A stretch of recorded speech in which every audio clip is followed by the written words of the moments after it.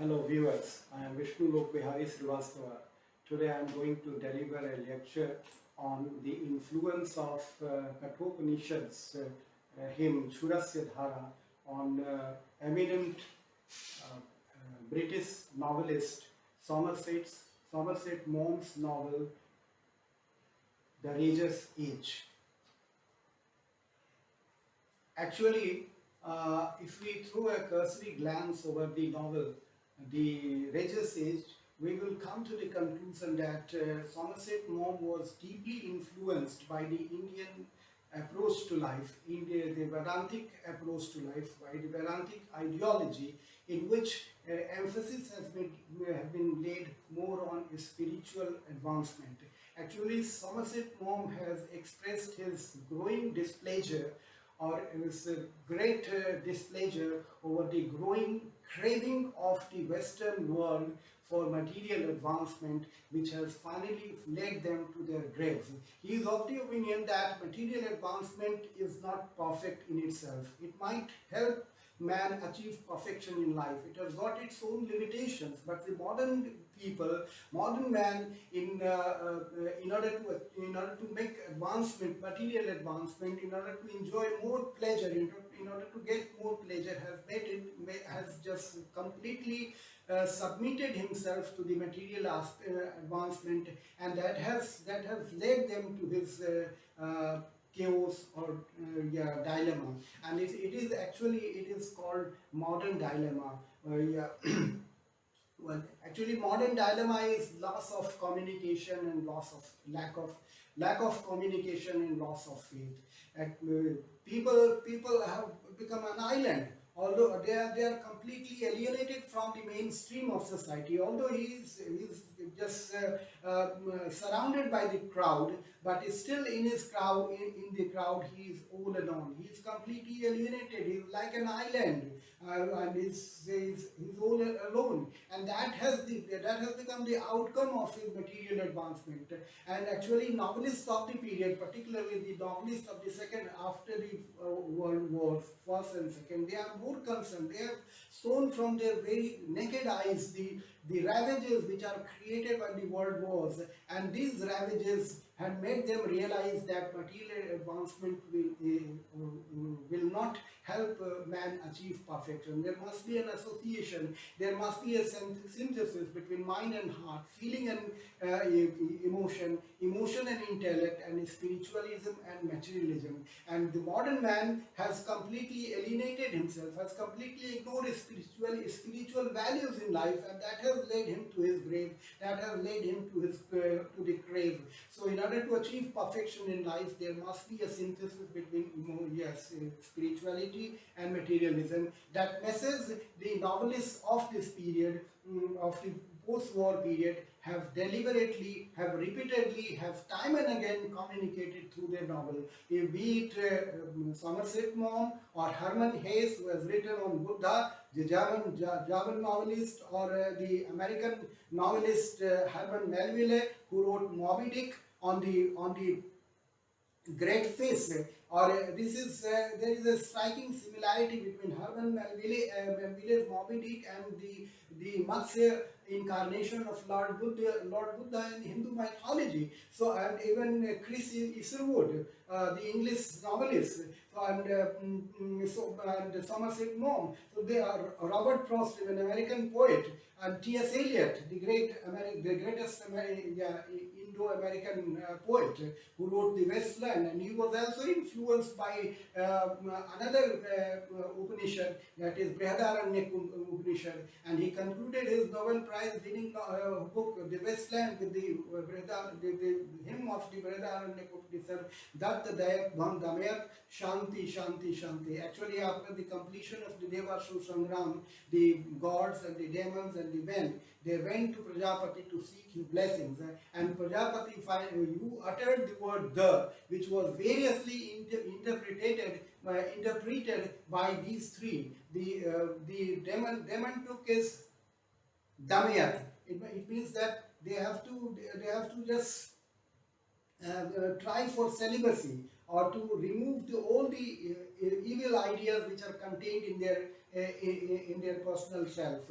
The gods took it as datta, to offer something, to give something, and the men took it dayadham, to show mercy on it. And in this way they interpreted the word the in their different way. And even T.S. Eliot was a great champion of Indology. He studied at Harvard University, and at Harvard University he was given proper training of Indology, or Indian aesthetics and Buddhism by great scholars like George Santana and Irving Babbitt. And he has wrote his doctoral dissertation on mind and heart in the philosophy of Irving Babbitt. So he was a great champion of Indian ideology, and if you go through the works of T.S. Eliot, you will find that Indian approach or Indian philosophy of life finds a place in his works. So I want to make it clear that the novelists of the post-war period have expressed their displeasure over the growing craving of the modern man towards materialism, which has caused immense hardship, which have brought all sorts of miseries in its terrain. And he is trying to make an effort to come out victorious, to sail through the impediments, to find out a solution of the mess he has been lost in. But he doesn't find an outcome. He doesn't find a way to come out victorious, to come out successfully out of the mess he has lost in. And the solution, the novelists have provided the solution. The solution is that there must be a synthesis. They must look for the spiritualism which they have completely ignored in life, and that has led their life more catastrophic. They have made life more catastrophic. There's the major problem. Even the most celebrated American dramatist Eugene O'Neill has also highlighted this gap between spiritualism and materialism in the approach and ideology of modern man. While receiving the prestigious Nobel Prize, he has made a sarcastic remark over the comment made by the American President Roosevelt after the Second World War, who said that America is the most powerful country of the world. And in return for his comment, Eugene O'Neill told that we have won the world but lost the show. And this is the plight. This is the problem of this is not the problem of Eugene O'Neill, but it is the problem of the like-minded novelists and dramatists like Somerset Maugham, Herman Hesse, Herman Melville, Robert Frost, T.S. Eliot, Chris Sherwood, and many other novelists who are thinking on this particular platform, how to find out a way out to enable modern man to emerge victorious, to come out victorious out of the mess. And in an effort to find a way out, Somerset Maugham has made a journey to Indian philosophy.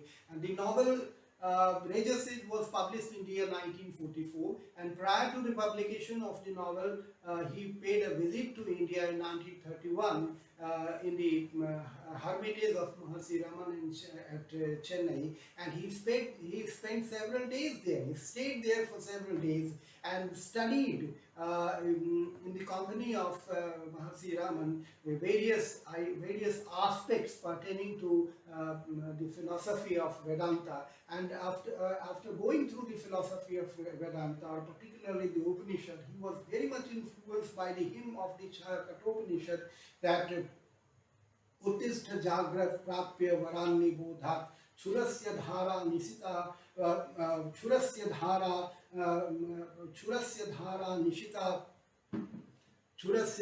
nishita duratya durga pathastas kavyo vadante. Chhurashya dhara nisita duratya durga pathastas kavyo vadante. It makes it clear that the path of salvation is very narrow. The path of salvation is very narrow, and we need to follow this path properly. We need to follow the path properly in order to achieve salvation in life. Otherwise, there is no hope. there is no prospect for your salvation. You might make a digression if you don't follow the path of salvation. It's very narrow and you have to go through that path. It means that you have not to make any digression. If you make any digression, there might be a possibility that you might fall this way or that way. So in order to remain, you have to confine yourself. You have to strictly confine yourself to that path only, because it's very narrow, and that otherwise you might die. If you make a digression, you might fall this way or that way. So you have to remain confined. You have to remain very cautious in order to achieve salvation in life. And that approach,